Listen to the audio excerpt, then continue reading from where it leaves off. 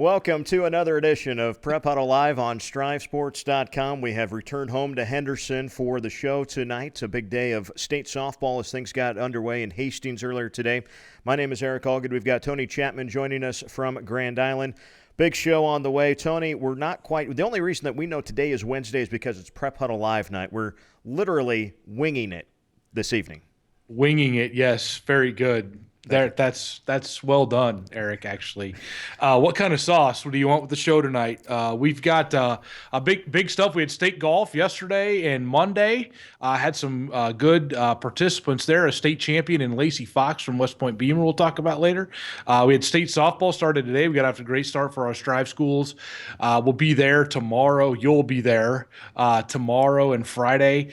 Conference volleyball tournaments are in full swing right now, and some big games Friday, and we actually can start kind of working out some playoff scenarios, some district championships once we start getting those results in for Friday night. So a fun week, and then next week we'll be all in. We'll get the football playoffs rolling. We'll have some we'll be close to district tournament pairing time for volleyball, so it's starting to get fun. It's an awful lot of fun. We always love interacting on the show on social media, of course. The Dickey's Barbecue in York social media feed. You can use the hashtag PrepHuddleLive, and your comments will show up at the bottom of the screen.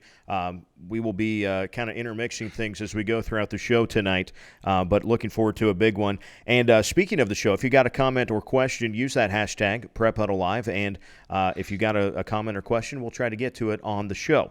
The show tonight, like Tony said, it's a big one. We've got Berk Brown back with Nebraska Prep Volleyball, going to highlight some good games, a really big one last night out west in the Lou Platte Conference, and some more conference tournaments to talk about coming up. And then we will also have a word with some of our Strive coaches participating in the state softball tournament right now as we go on, actually, through the week.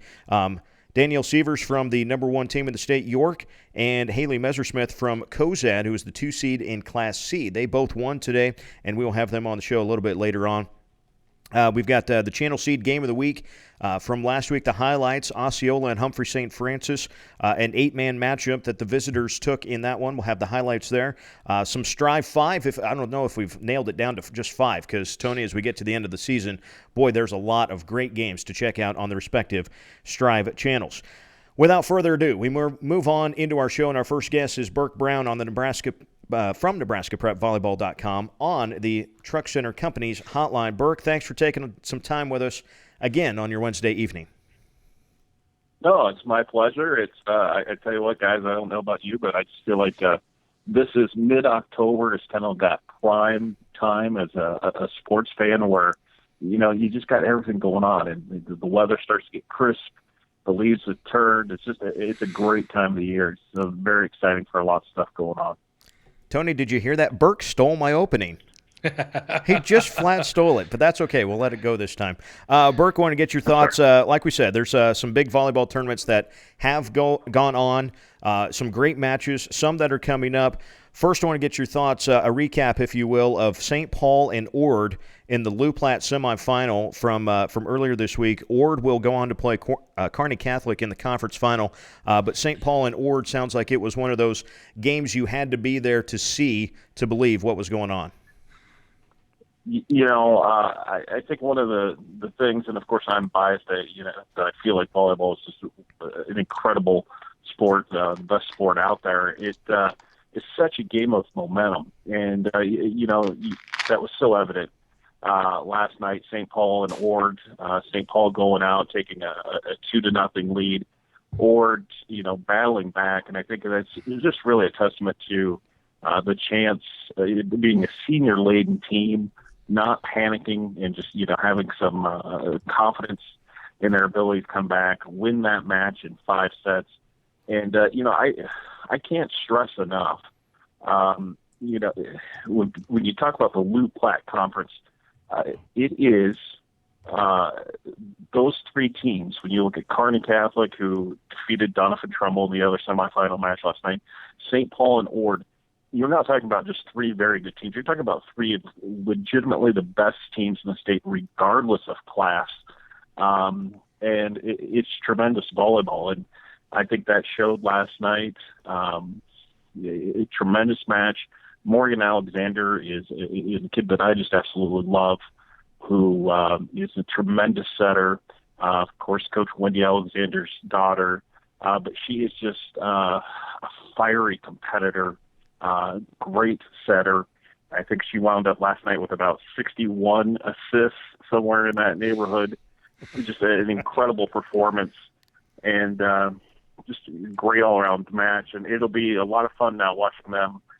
They'll take on Kearney Catholic tomorrow night in a rematch from where Ord beat them just a couple of weeks ago. So that'll be a great match. And I should also mention that Caitlin DeRosa, I think, had 16 kills for Ord, and Ord as a team, just so balanced. They had 72 kills, which I believe is a Class C1 record as a team, and that not only is a testament to Morgan Alexander for setting the table, but also their defense and just the array of hitters that they have, and also just the quality of volleyball that was played. Because St. Paul made Ord have to terminate to score, and so all those things really just provided for the perfect storm last night. An incredible match. Berk, I'll get the pleasure of announcing the St. Paul Grand Island Central Catholic Subdistrict. So I don't know if maybe I could get maybe a side job as a Nebraska prep volleyball correspondent for you once that comes on. But that district then is going to have St. Paul, Grand Island Central Catholic, and then the winner probably will get Kearney Catholic on the other side. And I know Grand Island Central Catholic, I believe, has beat Ord. Is that correct? Yeah, they did. Yeah. And that was Grand Island Central Catholic was the one team that knocked off Ord. Ord actually had some match points in that one as well and let it slip away. When I spoke with Wendy Alexander after they beat Kearney Catholic, she really talked about that loss to Grand Island CC being a defining moment for them, because it really reinforced to them how they have to close out and how they have to fight. That's just, it's incredible, the high level of volleyball that's out there. It's phenomenal. Eric, fire away on the Central 10 here coming up. Well, I didn't know if that was the follow-up or if that was just mid-thought. But okay, Central 10 Conference, Berk, that's coming up. See, it's off the seat of our pants. Just winging it as we go. We are going to be streaming part of that tournament from York, have the finals calls on Saturday. So if you could, Berk, talk about that Central 10 Conference. You got Aurora, you got York, you got some heavy hitters, Northwest. Central 10. There we go. You're right. Northwest. Northwest. Yeah. Central City. Yeah. I'm getting there. Yeah. It's a good conference. That's what I'm trying to say. Good competitive, and talk about what we might see on that Strive channel there on York on Saturday.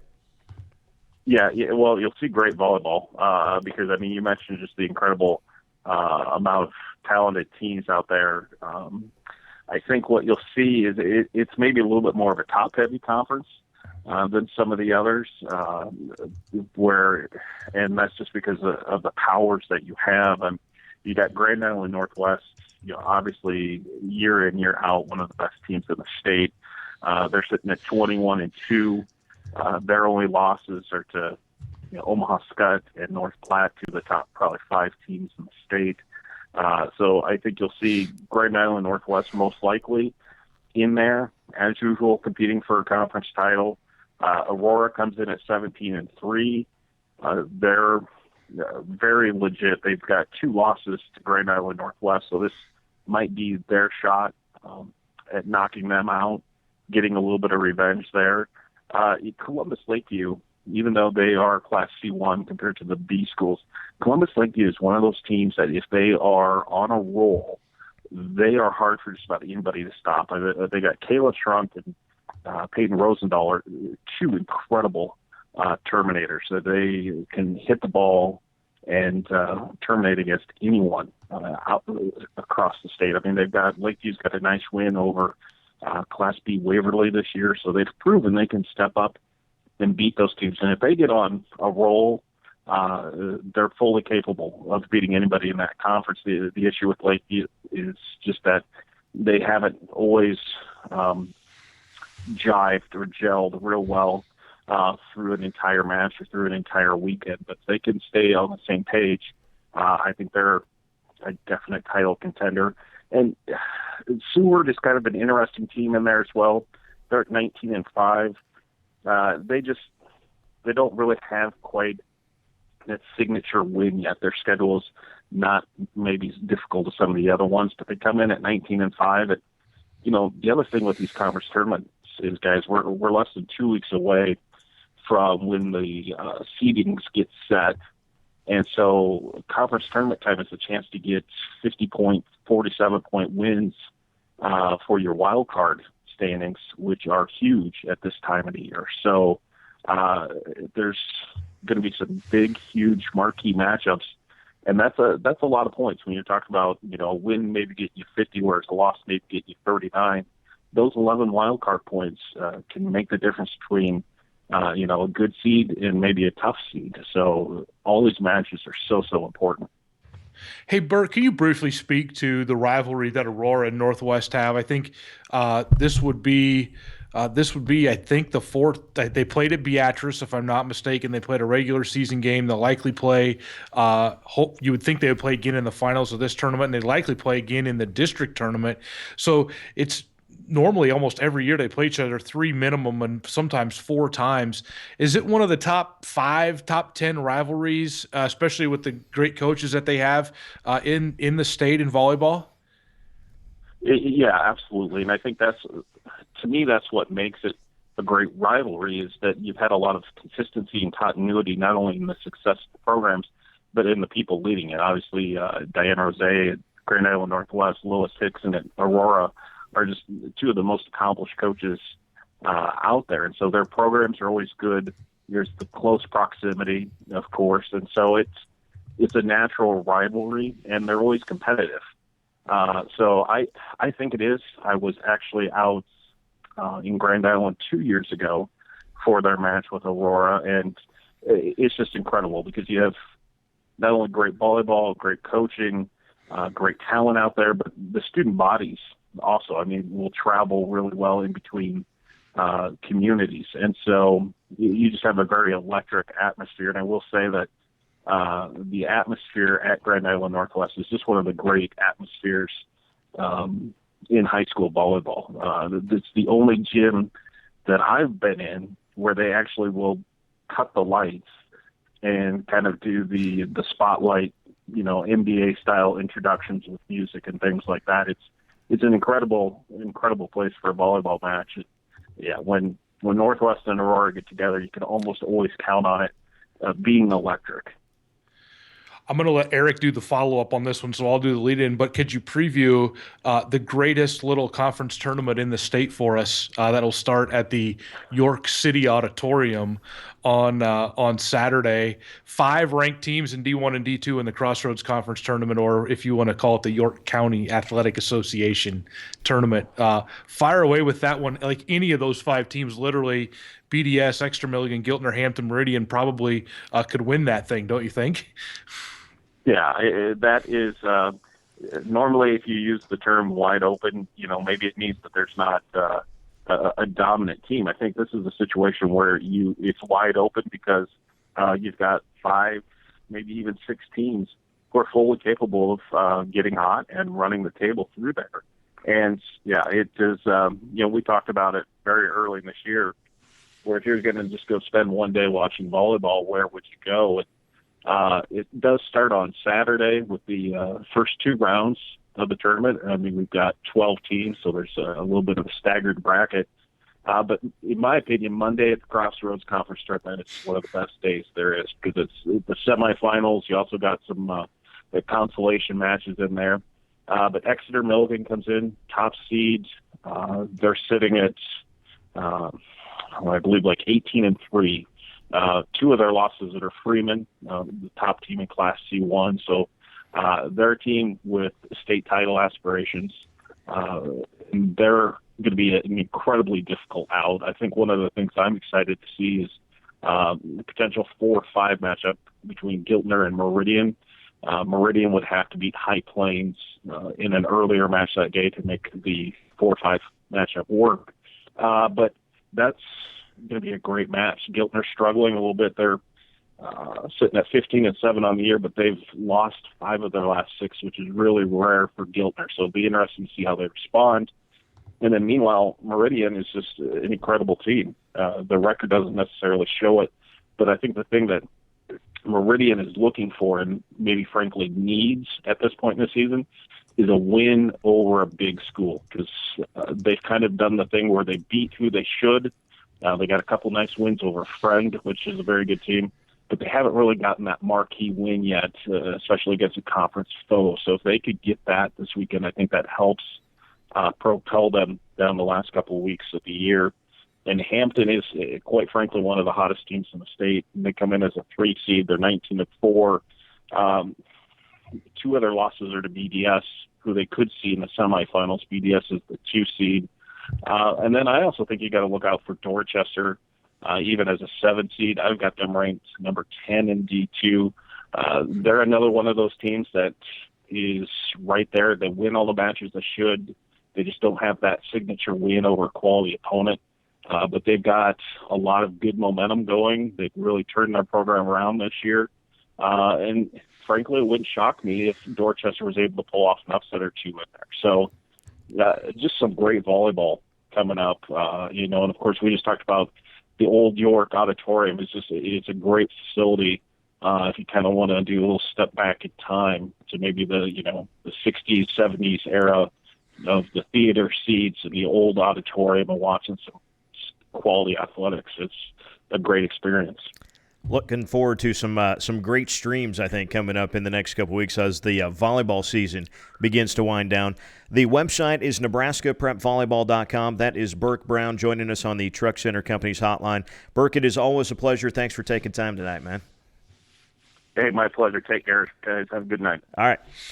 All right, Tony, we move on with the show. As they say, it is time to revisit some of the great games and performances from last week across the state. It's time for Strive Stars. Tony, who shined brightest last week? Okay, it's 7:57. We're going to see if we can get this done before 8 o'clock. So number 5. On the clock.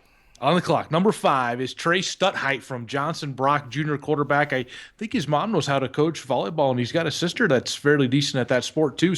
But Trey on the football field had 109 yards passing on 7 of 10 attempts last week, and he rushed 13 times for 123 yards in their win. He had touchdown runs of 14 and 42 yards. He had a 30-yard fumble recovery also for a touchdown, intercepted a pass, drove the bus, and made 9 tackles on defense. The Eagles have a big one this week we'll talk about later in the show. Number 4, Zane Heckenlively from Fall City. There's a great article on Zane in the Lincoln Journal-Star last week. He battles type 1 diabetes, and he plays a mean running back for the Tigers. Last week, he had 175 yards on, are you ready, Eric? 8 carries. Hey, that's healthy. 8 carries against Johnson County Central. They beat him 62-11. He had touchdown runs of 57, 78, and 17 yards. He's got 1,177 yards on 115 attempts. The Tigers are 6-1. We will talk about them later in the show as well. For the next 2, we're going to travel to Hastings from earlier to today. Northwest Viking softballer Addison Simmons, she had a pair of 2-run doubles for 4 RBIs as the Vikings got their second win of the season over Hastings in 6 tries, and it was a big one in the first round of the state softball tournament. They scored 10 runs in the first 3 innings and cruised 15-6, 5-inning win for the Vikings over the Tigers. They will face York tomorrow. We'll have the game on Strive, and it'll be a 9 a.m. winner's bracket semifinal. I think they've played twice this year, a regular season game and a Central 10 Conference championship game already. Number 2 will go also stay in Hastings for Millard West's Adria Allen. She had 2 hits and 3 RBI. The Wildcats scored 5 runs in the first inning and beat 4-time defending champ Millard South. They were the second seed in the first round today as well. The Cats will play Omaha Marion tomorrow at 9 a.m. as well. I think Eric's going to have an early wake-up call for that one as well. But Tony, Tony, I'm going to stop you right there, though. You glossed over the fact that 2 hits and 3 RBI. Well, that's just a nice game. You missed the part about the solo jack homer that put the thing away for Millard West in the 6th inning. After Millard South had 3 home runs in the previous 2 innings, it seemed like Millard West was maybe going to make a run. Suddenly, Allen closes the door with a home run of her own. I'm so glad you're here, and we're closing in on running out of time. Go. Number one, Lacey Fox, West Point Beamer. Lacey is the Class C girls state golf champion. She shot rounds of 79 and 81 on Monday and Tuesday at Lake Maloney Golf Club in North Platte. She won by 4 shots over Donovan Trumbull's Brandy Lemick and fellow Strive golfers Ricky Hickstein of Shadron and Kaylee Becker of Cozad. I believe Fox is just a junior, Hickstein a sophomore, and Becker is also a junior. So maybe we'll see them all again next year at the girls' state golf tournament. And, it was windy Monday and Tuesday, so that's 79 and 81 out there in North Platte is good golf. Still more to come. I know 2 guys who'd have taken it. What? Oh, yeah. I know 2 guys who would have taken those scores. I'd take the 81 and run right now. Still to come, softball, more softball, and the Strive 5. You are watching Prep Huddle Live on StriveSports.com. I never really imagined that I would be a diesel technician. I started out in a whole different other field and then kind of worked my way and stumbled my way into it, and I enjoy every day of it. The people that I work with are great. Even if you're having a bad day, they find some way to try to make you laugh or smile to try to brighten your day up. It'll be a life-changing opportunity. So there's a lot of good things that this company has to offer.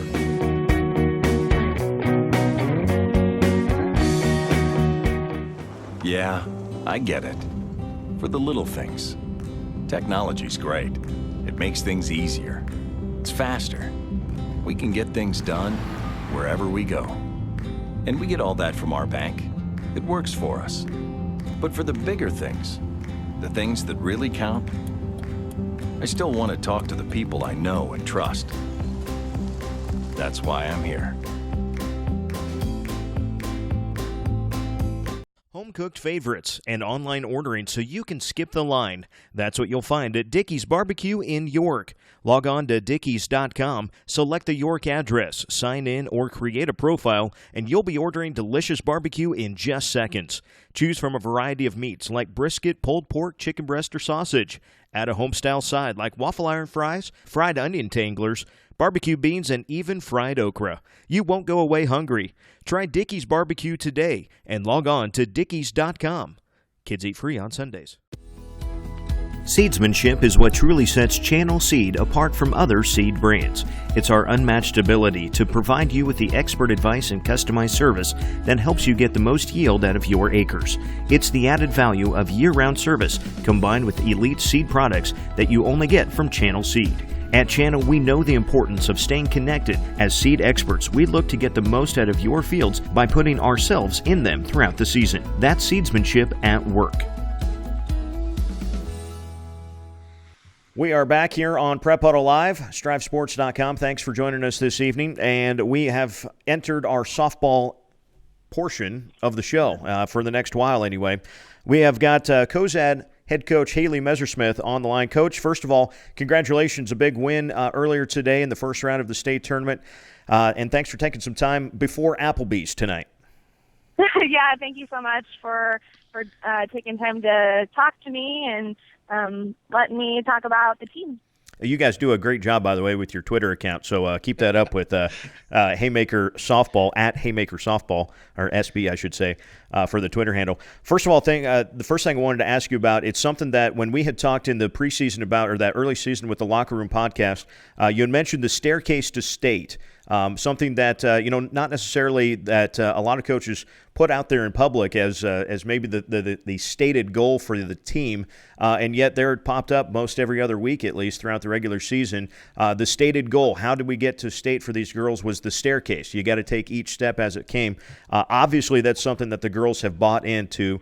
Talk a little bit about kind of maybe how that staircase came to be and what it's meant to the girls this year.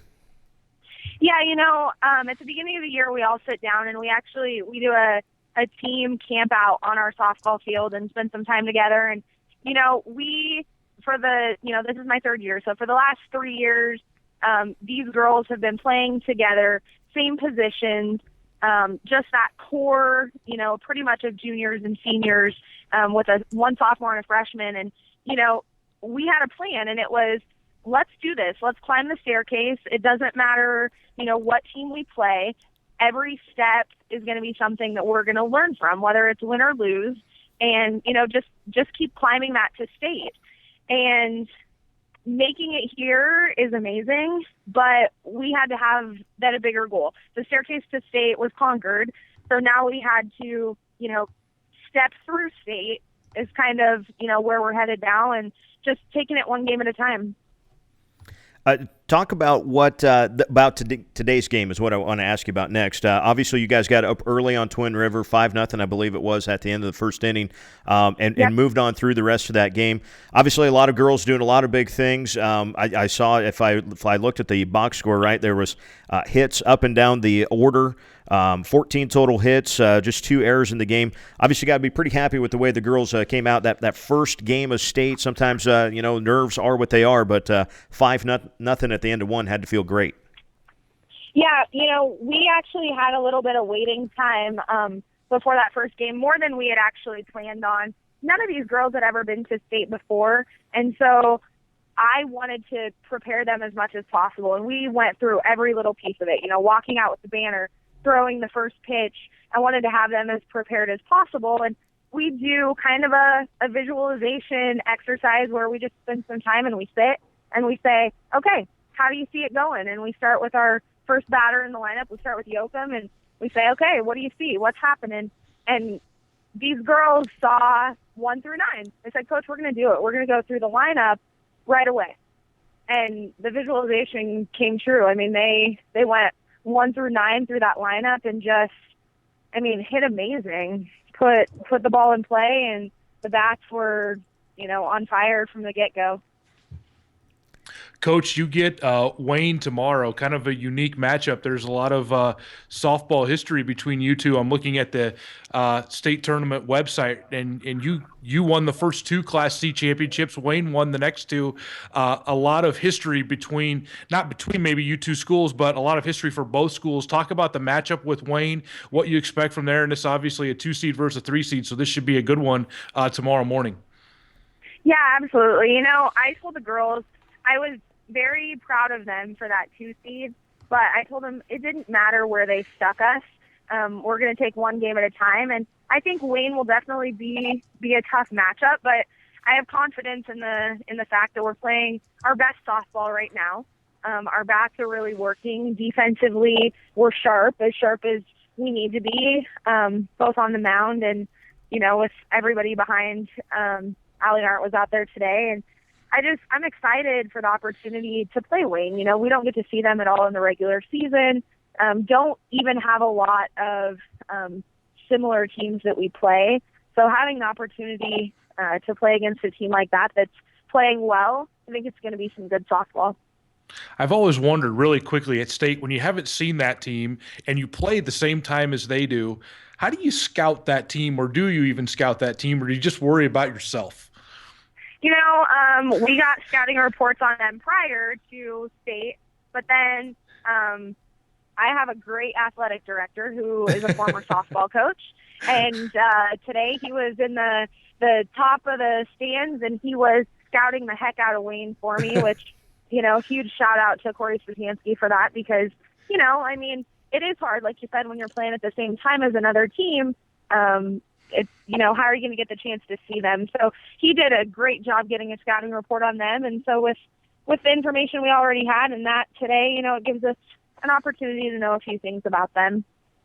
Coach, they love their sports in Cozad. We followed a state championship football season a couple of years ago, and I know you guys got a big pep rally and a big send-off. Your YouTube video there was great. Can you talk just about the community of Cozad, what sports mean to them, and how they rally around your team and your girls, how they've done it all season, and especially what they do it now? We even saw it on our stream stats today. You guys were the most listened to stream of any of our schools, so that was pretty neat. That's so amazing. What a humbling experience to, have the support that we do have in our community.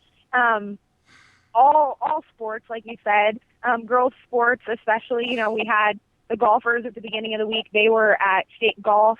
And today, with the send-off, the students were out there. They took us through the middle of downtown Cozad, and all of the business owners and workers were out on the streets cheering for us and, honking. And what an amazing, feeling of support and just, unconditional from far away, jumping on and saying, come on, guys, you can do this. I posted on Twitter today. I said, thank you so much to our supporters near and far, because, we have a big following here in Hastings, but I know there were tons of people, like you said today, that were, tweeting, following, listening, just really rooting us on from afar. So I just really, really, really appreciate all of that support, and I know the girls do. So that 11:30 game we will have on your Strive channel. So feel free to tweet that out, and we'll get even more than what we had today. Looking forward to that. That would be great. Tony, did you have one more for us? Nope, I'm good. I'm good. Yeah, I think we're good. Coach Haley Messersmith with Cozad Softball, thanks so much for the time tonight. Best of luck tomorrow and the rest of the state tournament. Thank you guys so much. All right, we'll move on here real quick. And, Tony, we've got some highlights. We're going to jump into football just for a split second as we get into the rest of our show. We've got highlights from last week's Channel Seed Game of the Week. It was Humphrey St. Francis, ranked 5th coming into the game, at number 4, Osceola. We were on the Osceola Strive channel. Here's the highlights from the Flyers' win over the Bulldogs. And the Bulldogs ready to take this one from the Flyers. It's our Channel Seed Game of the Week, and we are underway with a boot. They're off the right foot of the kicker for Humphrey St. Francis. Yeah, and there's a little change-up in the Osceola defensive line. The nose guard right over them. Oh, that's Wemhoff going right, then cutting back up the middle for the touchdown. So it was all Wemhoff on that touchdown drive. 2 for 3 so far. And a roll pass to the near side. Baumgart throwing it back to the middle, and it's caught, and it's who else? Kyle Wemhoff for the touchdown. And you got to think Tice is looking to throw it here. Fakes a handoff. Sets up, got all day. Now fires it near side. It was caught. Is it inbounds? It was down to the 4-yard line. By Garrett Fisher. That's a beautiful catch with double coverage. Woo, Fisher takes that one up. 2nd and goal from the 1. Erickson deep in the formation. Going right. Touchdown, Bulldogs. He will turn. Rolls to his left. Looking over the middle. It is picked off. Bulldogs have got it. And touchback. Halftime. Humphrey St. Francis, ranked number 5 in Class D2. They have 16 points. Osceola Bulldogs, ranked number 4 in Class D2. They have 8. But the Bulldogs with the spark of momentum after the defensive stop, heading to the halftime locker room. They will go with split backs this time.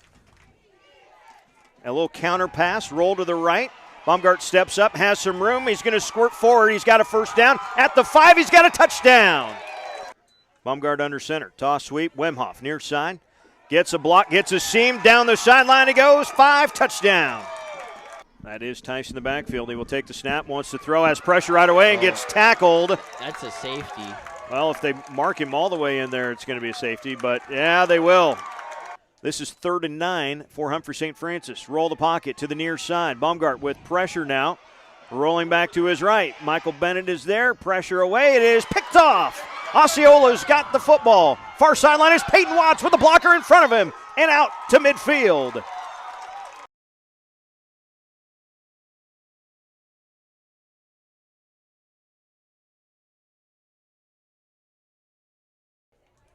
And a kneel down will do it. Final count, Humphrey St. Francis 40, Osceola 8 in our Strive Game of the Week, presented by Channel Seed. And again, a big thank you to the Osceola Strive crew. We had two guys up in the booth with us, a camera, a producer. Boy, the guys really did a nice job. So that Osceola Strive crew is a fun one to watch. And, of course, Christian Schleif is one that is on that crew that helped develop our scoreboard app that we have that's available for our schools as well. So thanks to Christian and the rest of those guys helping us out with the Game of the Week last week, presented by Channel Seed. We have another commercial break, and when we come back, we talk with York softball coach Danielle Seevers. That's coming up on Prep Huddle Live on StriveSports.com. Home-cooked favorites and online ordering so you can skip the line. That's what you'll find at Dickey's Barbecue in York. Log on to dickeys.com, select the York address, sign in, or create a profile, and you'll be ordering delicious barbecue in just seconds. Choose from a variety of meats like brisket, pulled pork, chicken breast, or sausage. Add a home-style side like waffle iron fries, fried onion tanglers, barbecue beans, and even fried okra. You won't go away hungry. Try Dickey's Barbecue today and log on to dickeys.com. Kids eat free on Sundays. Yeah, I get it. For the little things. Technology's great. It makes things easier. It's faster. We can get things done wherever we go. And we get all that from our bank. It works for us. But for the bigger things, the things that really count, I still want to talk to the people I know and trust. That's why I'm here.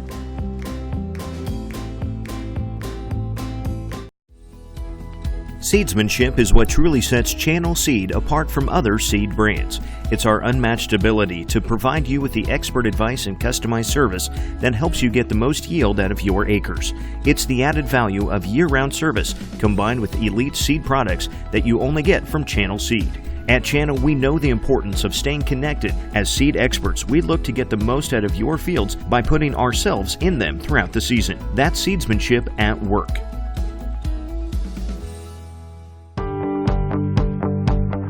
I love it. It's fun. It's a fun industry to be in. Meet lots of different people, do lots of different stuff. There's always something new happening, So far, I've been enjoying it since I've been here. It's been great, learning new stuff every day. I recommend anyone coming and work here because so far the working environment's friendly, everyone's kind, and also the new guys that come here, they'll gain the confidence that they need just to come and work. I like how everybody around here is, we all kind of become real good friends. It's like a second family here. It's not something you would come to just work for a month or two. It's something you'll want to stick with forever.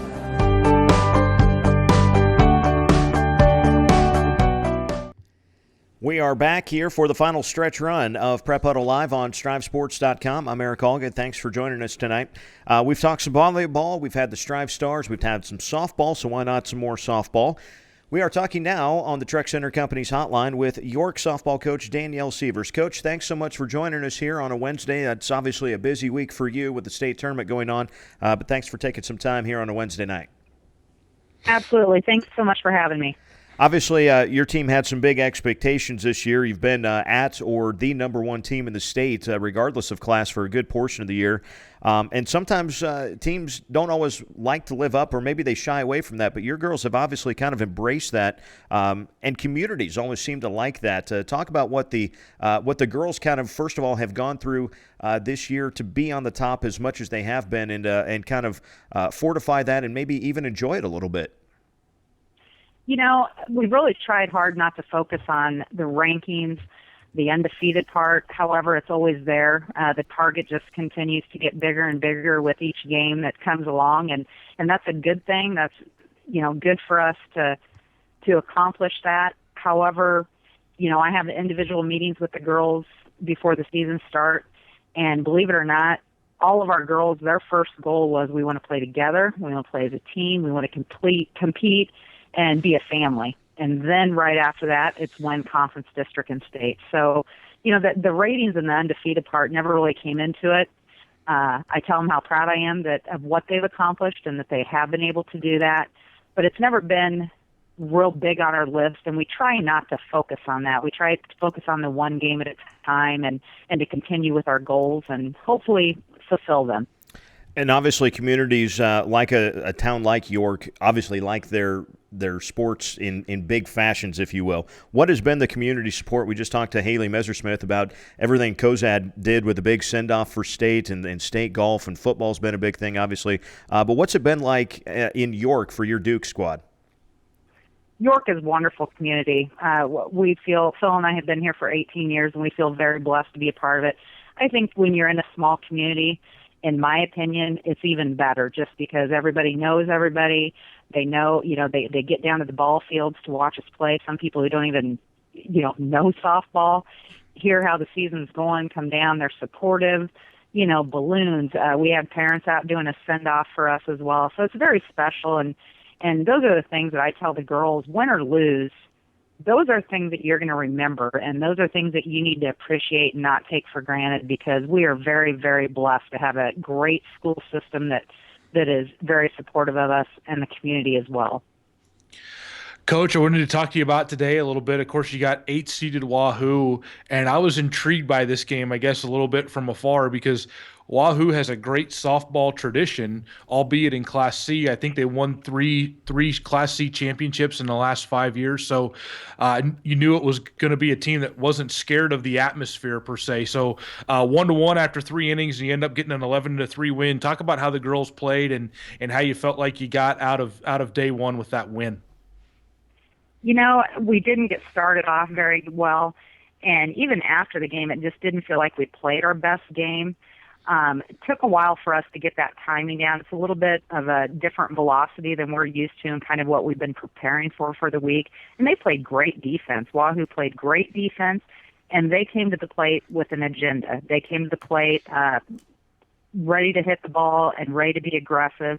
And so we didn't start off like we wanted to, but we finally got that timing down and also got that jitters out. There were a lot of people there, and no matter how many times you've been there and how much you prepare for that atmosphere, it's a little bit intimidating. So I think our kids just need to settle in and, as I told them all year, do what we do. Don't forget the expectations, forget that we're the number 1 seed and they're the number 8 seed. They're a great team.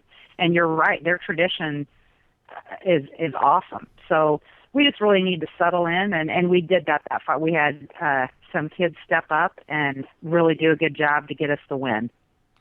And tomorrow, obviously, you go to bed tonight, and having known that you got another team in Grand Island Northwest that you've played a couple times this year. I know you saw them in the regular season and in the Central Conference Finals. So they obviously opened some eyes today, putting up 15 runs in just 5 innings on Hastings. So I'm sure the Vikings have your full attention for tomorrow. They absolutely do. They're a good program as well, and they're solid hitting-wise. We have the scouting reports. We've played them twice, and we can prepare for them to get up to the plate again and be very, very aggressive. Their pitcher is very solid, and we've struggled with her in the past too, getting that timing down and getting some of her movement. So we definitely have our work cut out for us tomorrow. They've continued to get better and better throughout the year, so we know it's going to be a challenge, and we're looking forward to it. I thought it was really interesting watching Hastings and Northwest play earlier today, Coach. And I think at one point I made the comment that it seemed like Northwest played small ball extraordinaire yesterday. They had, and even when Hastings knew the short hit was coming or the little slap bunt was coming, they were able to find holes. How do you kind of mentally get the girls? What do you kind of go over a little bit tonight to get them ready for what will be an early game tomorrow? We'll have our scouting reports and hopefully expect what we need to get done, whether it be small ball or their big hitters. They've got some great hitters as well. So we'll get them as prepared as possible. And like I said, hopefully having this first game and the opening ceremonies and all that fun stuff out of the way, that we can now bear down and really get focused on what we need to, which right now, 1 game at a time, and that's Grand Island Northwest. And I want to follow up with one more thing before we let you go. We had talked earlier about the community support, and you said how great it is for to be in a town like York where it seems like everyone can come out and support you guys in whatever you're doing. How much of that can be, I don't necessarily attributed, but it seems like when schools start to get momentum, when one sport starts to do well and then another sport, football has obviously had has made tremendous strides in the last few years. You guys have had a remarkable run with your program as well. How much does it maybe feed when you've got multiple sports that are really good at whatever they're doing? I think it's huge. I think the kids feed off of each other, and you see the success of the programs. And, to be honest with you, I think we have a coaching staff that has a lot of the same philosophies, too. You talk to Coach Snodgrass, Coach Kern, Makovic, all of the programs, and a lot of us have that same philosophy of, let's go compete. Let's get out there. Our York Public School, actually, with our high school this year, we have one word, and it's called grit, and that goes academically and athletically, and it's just going out and getting it done, competing and doing what you need to do. So I agree with you. I think it's huge when programs follow each other and support one another, and it carries through the whole school system. Taylor is very excited about John Gordon's one word that is now in the York Public School District. Coach Danielle Seevers with the York Dukes, thanks so much for the time tonight. Best of luck to you and your squad the rest of the week at the state softball tournament. Hey, I want to thank you guys so much. Strive TV has been wonderful to us, and we really, really appreciate your support and your coverage. Thank you. All right. Thanks a lot, Coach. Thank you. All right, Tony, we are nearing the end of our show. We have about 10 minutes or so left, so we can move on to the football portion. When's the last time we got this far into Prep Huddle Live and we've talked, like football highlights, and that's about it. So we've got never in a good year of this. So let's go with some Strive 5, and we mentioned that we try to pick 5 football games each week that might be the best games to watch on their respective Strive channels. But as Tony, you were preparing this earlier today, we can pick the Strive 5, but boy, there's more than just 5 that people want to keep an eye on. Real quick, let's just mention some of the other games that you had written down here beyond the Strive 5. I want to mention Fullerton at Howells Dodge in the 8-man ranks, Lincoln Pius X at Crete. Although if I saw that right, I don't think Crete is streaming that. They are unable to stream that. So that's unfortunate for this game against Pius. But Osceola at Palmer, of course, Osceola suffering their first loss last week, but another big district matchup there with Palmer. Some games to watch on their Strive channels outside of the Pius and Crete game, which would be fun anyway. Just kind of briefly on those, Howells Dodge and Fullerton, all of a sudden, when was the last time Howells Dodge lost 4 games in a row? So big game for both of these teams. Both of those teams are sitting kind of in that 16 to 20 range in the playoff points. So they both need wins and to keep their playoff hopes alive, I would say. And so that'll be a big one.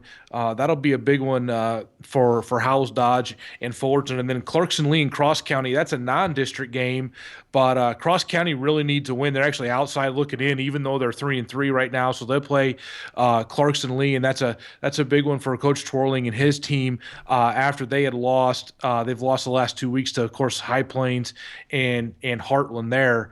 But if we get into the Strive 5, let's just do that really quick. Well, you took away number 5. There it was. That was that was Cross County at Clarkson Lee. It was number 5. I apologize. I was on the NSA website doing that one. But yeah, big game here for both teams. Cross County, again, outside looking in. Clarkson Lee got kind of upset. I don't know if it's an upset, but got beat by Humphrey Lindsay Holy Family last week, a 36-30 game. They were ranked 9th and now out of the rankings, but at 5-1. Again, both teams, I think, need a win there to kind of keep that momentum going if they for Cross County if they want to get in the playoffs. And for Clarkson Lee, I think they're playing here for a home game over these next 2 weeks. Number 4. Class D1, number 4, Perkins County is 6-0. They're playing at Dundee County Stratton, and Dundee County Stratton is in pretty good shape. I think at even 4-4, they're a team that can get in the Class D1 playoffs. And then watch just for Perkins County. Here's a team that beat defending champions Hemingford earlier this year. They've got a great coach in Carly Wells who took Elgin Pope John to a state championship a few years ago. Really gets the 8-man game. And they've got a running back out there. I believe Derek Siss is his name, and really, really good football team for the Plainsmen this year. Number 3, Giltner, 4-2 at Johnson Brock, 4-2. So I think again we've got 2 teams here that with a win probably secure a spot as a home playoff team in the playoffs. And of course Giltner's losses are to BDS and Exeter Milligan. So 2 quality losses there. Johnson Brock also has a loss to Exeter Milligan. So this is a big one for both teams. It'll be interesting to see how Johnson Brock controls the Giltner offense. Number 2, Number 2, Syracuse is 5-2. They're 4-3. They're at Fall City, who's 6-1. This is for the District 2 championship. They're both undefeated. The winner will own the tiebreaker heading into Week 9. So the winner of this game secures a spot in the Class C1 playoffs. And we talked again about Zane Heckin Lively earlier this season. And I believe the 3 Syracuse losses are Ashland Greenwood, Wahoo, and I think Wahoo Newman. So Syracuse has played a very difficult schedule. This will be a big one at Jug Brown Stadium. Wait for this one, Tony. Are you ready? Mm-hmm. Number one. Oh, excellent. Millard West, number 1 in Class A, is at Kearney, who's 5-2. And I just got to whip this up really quick. I think both of these teams are undefeated in district play in Class A. So I believe this is a district championship game. And I think District A, number 2. Yeah, they're both Kearney is 4-0 and Millard West is 4-0. So the winner of this game would get to 5-0 and own the tiebreaker with 1 game left. Kearney will play Norfolk next week. So this is a district championship atmosphere there, and we'll see who comes away with it. Millard West has been really good all year, and they've got a really good offense with Logan Anderjaska kind of manning the thing, but they play really, really good defense. It's a pleasure that we get to stream this one in Kearney at Cope Stadium on the campus of UNK. So that'll be fun, and I think Taylor's going to take his camera over there and maybe grab some pictures for us. I think he is. Millard West, that will be on the Millard West Strive channel, but it'll be Millard West at Kearney, so kind of a road show for those. Obviously, Tony, we've got 2 weeks of the regular season for football left. You have highlighted some of the games already in the Strive 5. Our Channel Seed game of the week is a huge one in Grand Island, as Aurora, undefeated and number 4 in the class, goes to Northwest, who, even with a loss last week to number 3 York, remains in the rankings at number 9. It's a big matchup. Northwest, now you think that they've got enough playoff points built up that they could maybe suffer a loss and still maybe make it with a win over Seward next week. But boy, this would be a big one for Coach Kevin Stein if they can, if the Vikings could kind of find a way to slow down that Aurora offense or just kind of get them in a shootout. Boy, this one might be a little bit fun on Friday night.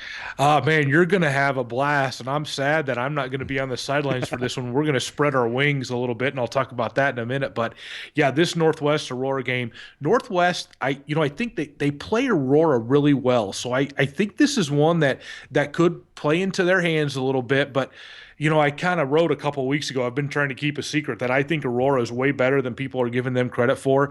This Aurora football team is really, really good, and they have not missed a beat at all with Kyle Peterson.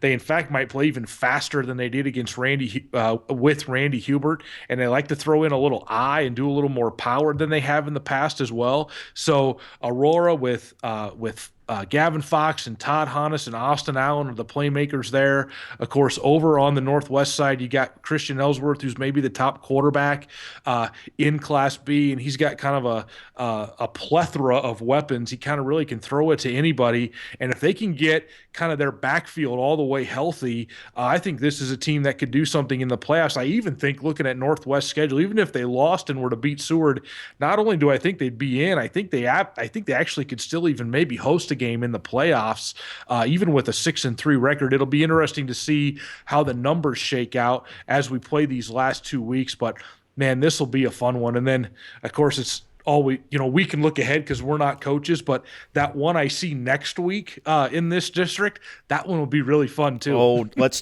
save that one for next week. Well, I want to get your thoughts, and I don't have who plays who this week, but also in Class B, District 2 is the district with Omaha Skutt and Elkhorn South, Gretna and Elkhorn. Gretna and Elkhorn got beat last week by Skutt and Elkhorn South, respectively. I'm not sure what the matchups are this week, but we've been talking about that one since week 1. Those 4 teams at one point through about the week 4 were ranked 1, 2, 3, and 4 in the state in Class B.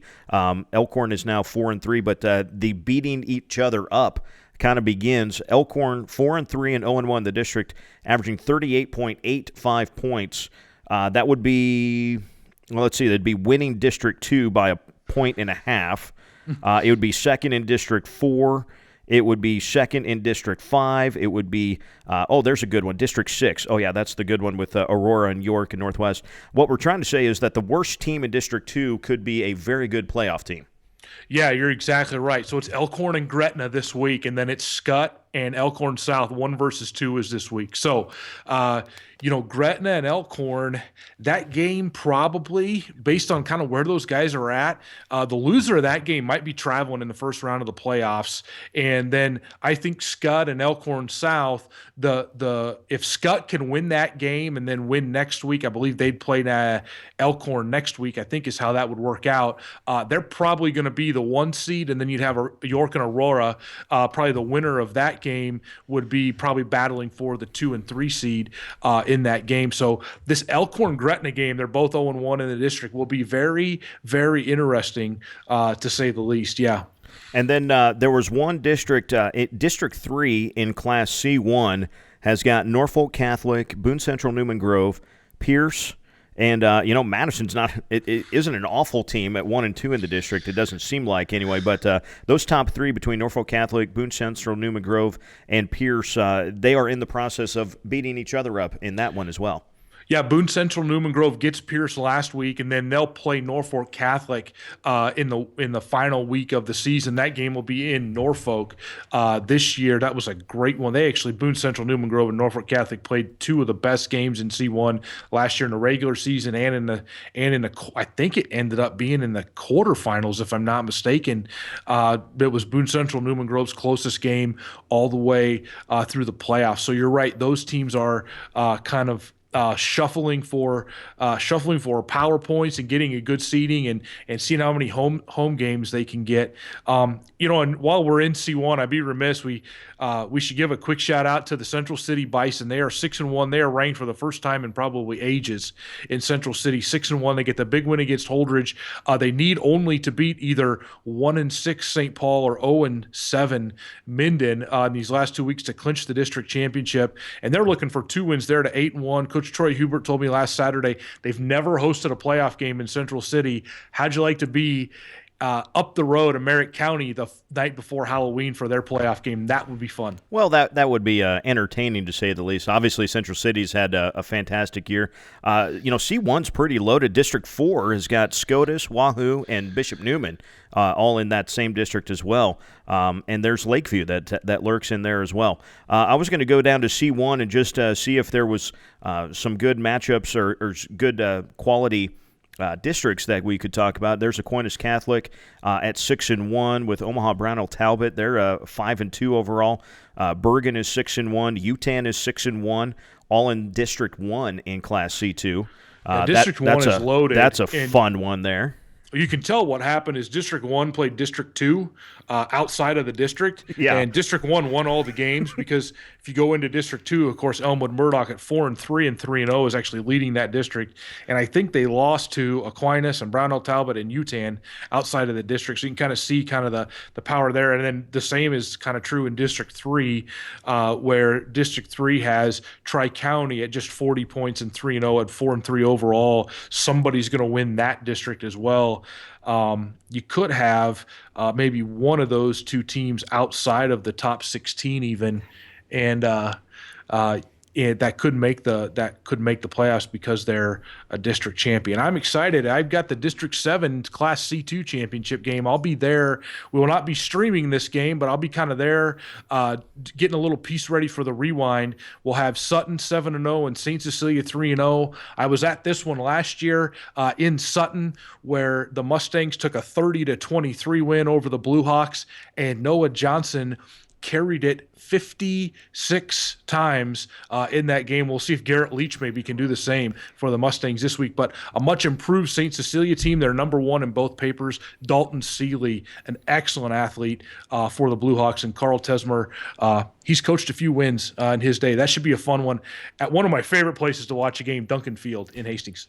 Another Seeley at St. Cecilia. That's one of those names out of school that is like it's like a seabird at Heartland is what it's like. They just keep coming out of the woodwork. There's always a Seeley, and Dalton is the one now you said. I think that's his name. I could be wrong. Dalton or Dayton. I'm not 100% sure. Now we're it's going. one of the D. It's a D word. I know that. It is a D1. And speaking of D1, let's take a quick look at some of our 8-man districts. You've got Lord Central Catholic and East Butler, both 6-0 and 2-0 in the District 1 in D1. That will be, if I could just interrupt you, that'll be district championship game next week at East Butler. They'll play each other in the final game of the regular season going into the playoffs there. Then you've got Guardian Angels Central Catholic at 6-0. Pender is 4-2 and 2-1 in district play. Pender lost to Guardian Angels last week, so Guardian Angels really just needs one win there to seal up that district. You've got Creighton in District 3. They're 6-0 and 2-0 in the district. Everybody else has at least one loss there. District 4 has got BDS at 6-0 and 2-0 in the district. Diller Odell is 4-2. District 5 is featuring High Plains, which had the incredible start to the year that could have been so much better. With just a couple of plays, could have been sitting at 2-0 through the first 2 weeks, but they've rattled off 4 straight. They're in the same district with Heartland, who's at 2-4, Nebraska Lutheran, Cross County, and Harvard. And High Plains is really looking good to pick up some more playoff points throughout the rest of the year. And interesting to see what the Storm do the rest of the way, I think, Tone.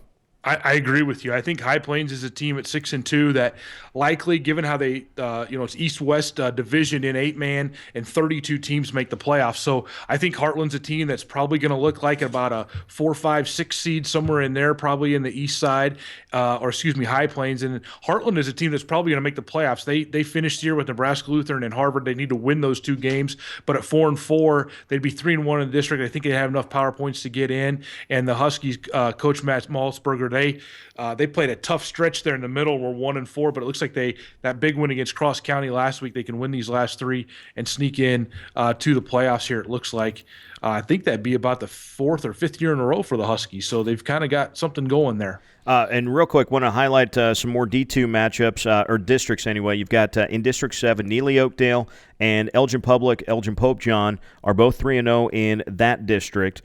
District 8 has Burwell and Amherst, both 3-0 in the district and 6-0 overall. District 9 both ranked in the top 10 as well. Yep, there you go. Blue Hill is leading in District 9. What a brutally tough schedule they've had, and they're still 4-2. I think that says a lot about what they've accomplished so far. And then you've got Perkins County there, one of our Strive 5 games. They're at 6-0 and 3-0 in the district, and Hemmingford already with a loss to Perkins County. They're at 5-1 overall. Yeah, I think that District 10, you've got 4 schools there going down, even the Dundee County, Stratton, and Morrill that probably would advance. And I think District 9, you probably have 8 of the 12 schools in District 9 and 10 who looks like would be in the field of 32 in D1. So real quick through D2, some districts you want to highlight, Tony? I'm just scrolling down the NSAA site right now. Why not there leading District 1? Yep, why not leading District 1 is probably going to be a top 3 to 4 seed in the east side, I would say. Fall City Sacred Heart, I believe, is 3rd in the points. Exeter Milligan, even despite the loss to Fall City Sacred Heart last week, is number 1 in the points. They have actually, for all intents and purposes, I think they've clinched that district. They're 2-0, but both of their wins are against Lawrence Nelson and Giltner, who are the next 2 teams there in the district. So simply just a win against Meridian or Red Cloud will clinch that district for them. Humphrey St. Francis will probably be the winner of District 4, and then that's a big game. That's the one I kind of skipped over. Osceola and Palmer. Palmer at 3-3, kind of an upstart team there. They actually have more playoff points than Osceola, who's 5-1, but Osceola ranked 5th. So that's a big game for those 2 this week, and you might actually get a 4th team as I'm looking through those playoff points and I look through the kind of some of the matchups that'll help add points. But I think Heartland Lutheran from Grand Island with a 3rd win this year if they beat Hampton on Friday, is a team that probably will get in the playoffs at 3-5, believe it or not. This district District 5 is just fantastic. CWC and Osmond and Stewart are all really good teams. I believe Stewart 1 and 2 in the district have already lost to CWC and Osmond, so and Randolph is a team that will be in the playoffs, and either all the way down to St. Mary's, who's at 2-4, 0-3 in the district, with one more win, that probably are going to get in the playoffs. So D2 has some loaded districts as well. It's really hard to get away from some of those, and then you have some districts that'll maybe only get 1 or 2 qualifiers, and some others that'll get 4 and 5. So will be interesting. We'll know a lot more Saturday morning when we have 1 game left and we kind of run through those results. But it's getting a little bit clearer, the playoff picture, as we head for the home stretch. It is indeed. We want to say thanks for tuning in tonight to Prep Huddle Live on StriveSports.com. Replay of our show will be available shortly on our YouTube channel and right back here on Strive Sports. Big thanks to Cornerstone Bank, Truck Center Companies, Dickey's Barbecue in York, and Channel Seed for the tweets as well. Thank you to Berk Brown of NebraskaPrepVolleyball.com. Haley Messersmith, the softball coach from Cozad, and Danielle Seevers, the softball coach at York, taking time out of their state softball weeks to have a word with us here tonight on Prep Huddle Live. And to you, the fans, for tuning in tonight again on Prep Huddle Live. Tony from Grand Island, I'm from Henderson. We say goodnight and bid you adieu until next week on Prep Huddle Live. Yeah, I get it. For the little things. Technology's great. It makes things easier. It's faster. We can get things done wherever we go. And we get all that from our bank. It works for us. But for the bigger things, the things that really count, I still want to talk to the people I know and trust. That's why I'm here.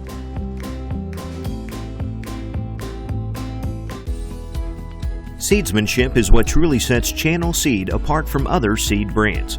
It's our unmatched ability to provide you with the expert advice and customized service that helps you get the most yield out of your acres. It's the added value of year-round service combined with elite seed products that you only get from Channel Seed. At Channel, we know the importance of staying connected. As seed experts, we look to get the most out of your fields by putting ourselves in them throughout the season. That's seedsmanship at work.